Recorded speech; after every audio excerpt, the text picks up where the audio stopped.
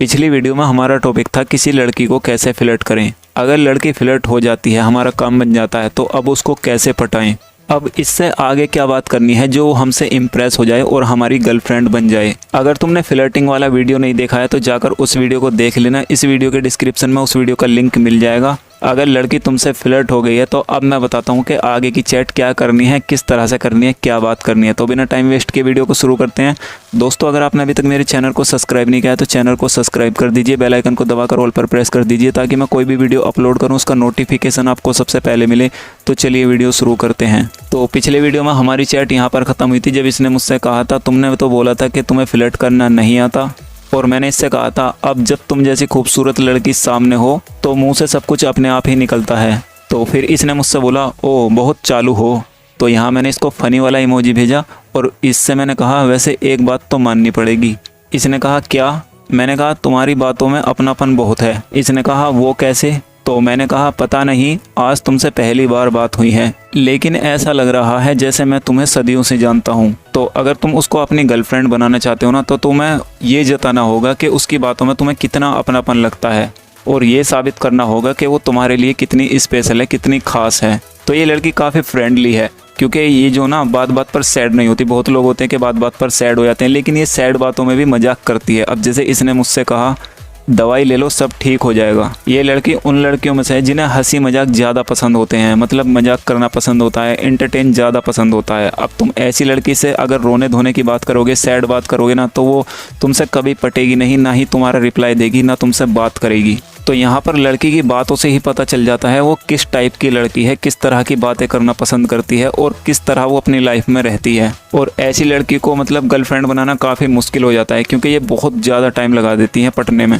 तो यहाँ मैंने इसको फ़नी वाला इमोजी सेंड किया और सॉन्ग की लिरिक्स सेंड की। तो यहाँ देख सकते हैं मैंने इससे कहा, जानू ना मैं तुझसे मेरा रिश्ता है क्या, पर अजनबी अपना मुझे तू लगा। तो ये गाना आपने सुना होगा। तो कहने लगी नाइस सॉन्ग, क्योंकि भैया ये जल्दी से पटने वालों में से नहीं है, तो ये जल्दी से मतलब हमसे इम्प्रेस भी नहीं होगी। तो मैंने कहा, फीलिंग्स है मेरी, और इसके आगे ये वाला इमोजी सेंड किया। कहने लगी, ओ ऐसा क्या, अच्छा बताओ क्यों लगता है मुझ में इतना अपनापन तुमको। तो मैंने कहा, क्योंकि तुम्हारा बात करने का तरीका, तुम्हारा नेचर, तुम्हारी सोच मुझे बहुत अच्छी लगती है यार। तो यहाँ पर अगर तुम किसी लड़की को अपनी गर्लफ्रेंड बनाना चाहते हो, उसे इम्प्रेस करना चाहते हो ना, तो उसकी तारीफ़ करते रहना, मतलब उसके नेचर के बारे में, उसके फ्यूचर के बारे में, उसकी हॉबीज़ के बारे में कि यार तुम इतनी अच्छी लड़की हो, मतलब तुम्हें तुम्हारी पसंद इतनी अच्छी है, तुम्हारी सोच इतनी अच्छी है, ये सब बोलते रहना है। क्योंकि लड़कियों को ऐसे ही लड़के पसंद होते हैं जो उनकी तारीफ़ करें, उनकी हॉबीज़ को अपनी हॉबीज़ बना लें। तो कहने लगी, मैं तो ऐसी ही हूँ, और ये वाला इमोजी सेंड किया। तो यहाँ पर मैंने फिर इसके इमोजी से टॉपिक निकाला बात करने का। जैसे मैंने इससे कहा, तेनू काला चश्मा जस्ता है गोरे मुखड़े पे।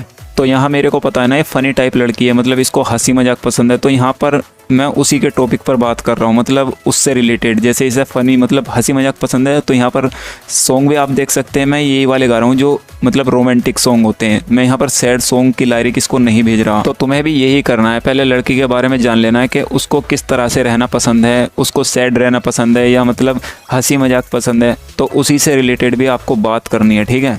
और जब यहाँ पर मैंने ये गाना गाया तो इसने मतलब ये सुनकर ये हंसने लगी और इसने कहा, तुम इंडियन आइडल में जाओ, सिंगर बन जाओगे।